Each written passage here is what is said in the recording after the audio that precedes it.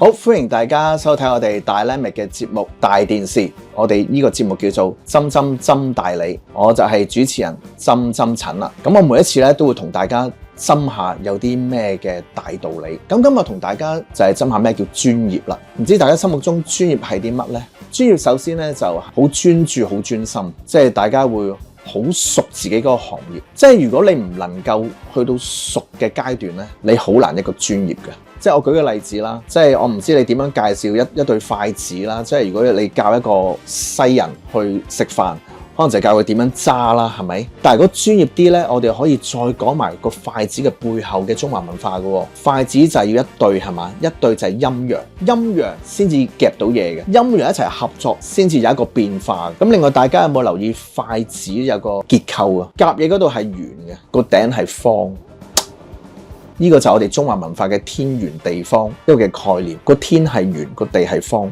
天係圓嘅意思係講個時間，即係一日復一日，你發覺時間係無窮無盡，所以就係圓。個地咧就係一個空間，東南中西北係一個空間，所以就係時空嘅變化。所以一對筷子咧已經蘊藏咗我哋中華文化嘅陰陽同埋時間空間呢個概念，即係同你用一支叉係兩回事嚟嘅。咁呢個就係專業。即係如果我咁樣介紹對筷子係咪專業過，你就咁教你點樣揸筷子啊？專業就係當我哋能夠對嗰樣嘢好熟悉、好投入，即係你投入先至會鑽研，先至會熟悉。第二咧就係個形象啦，即係如果我一返工咧，我唔可以着涼鞋啦，係嘛，短褲啦。即係諗下，如果我着涼鞋、短褲、背心，我話好熱啊，跟住同你做針灸，就唔專業啦，係嘛，都會係整齊齊啦，恤衫啦、長褲啦咁樣啦。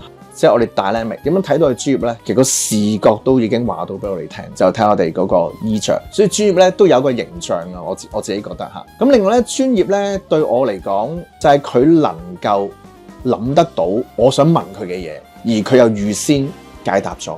即係針灸，譬如痛症為例啦，如果一啲新症，我通常就會同佢講：嗱，你做翻你痛嘅動作，一陣間我同你落咗支針之後咧，嗰啲痛起碼少70%以上。即係我會咁樣講定。嗱，你咁樣講咧，啲人就覺得哇，你好有信心啊，係嘛？可能你去間5星級、6星級嘅酒店食個 dinner 咁樣咁嗰個侍應會介紹你要食邊啲先，點，即係好有層次，甚至乎用邊把刀切啲咩嘢，佢都會解釋埋俾你聽。呢就好專業、好仔細，亦都反映到咧你對你自己嘅專業嘅要求啊！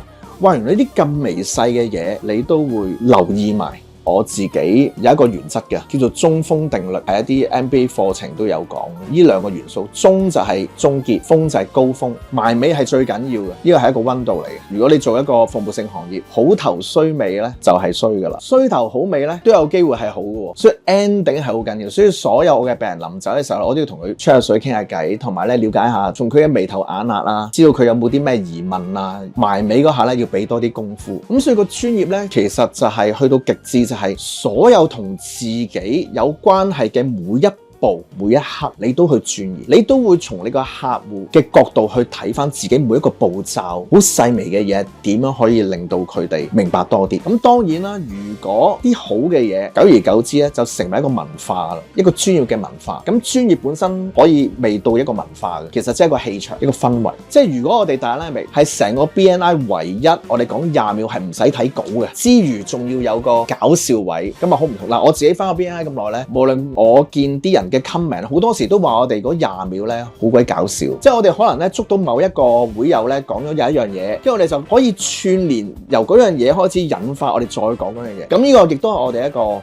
氣氛嚟嘅，即係啲人覺得我哋好專業，即係嗰20秒即係唔係念書啊，即係職場嘅。咁你嚟個職場即係代表你投入啦，投入就係專業。咁呢啲久而久之咧就成為一個好專業嘅 chapter。